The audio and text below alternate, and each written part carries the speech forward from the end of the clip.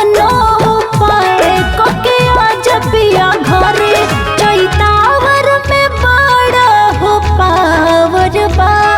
चैतावर में बड़ा हो पावर बा रोज खोजत जवानी कुछ और बा रोज खोजत जवानी कुछ और बा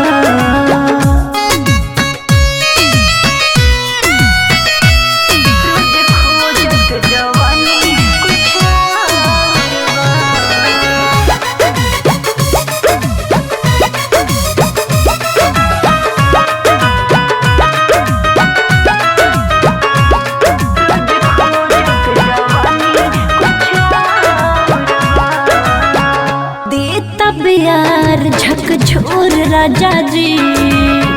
टूटत बदन पूरे पोर राजा जी जी का बताई देता प्यार झकझोर राजा जी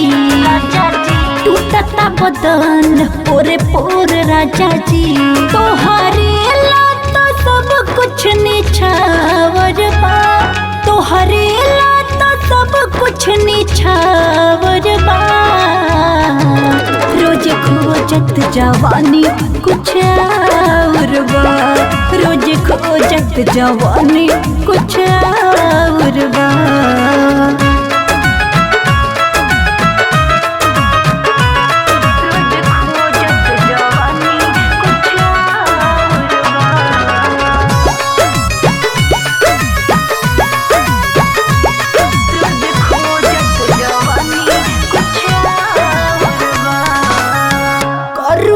तेल जैसे जुआ का पसीना हे राजा सुख न हके कितना बेना अरे का बताएंगे करुआ के तेल जैसे जुआ का पसीना हे राजा सुख न हके कितना बेना कैचा सरिता के घुमावत झूठे भावर बा कैचा सरिता के घुमावत झूठे भावर बा रोज खोजत जवानी कुछ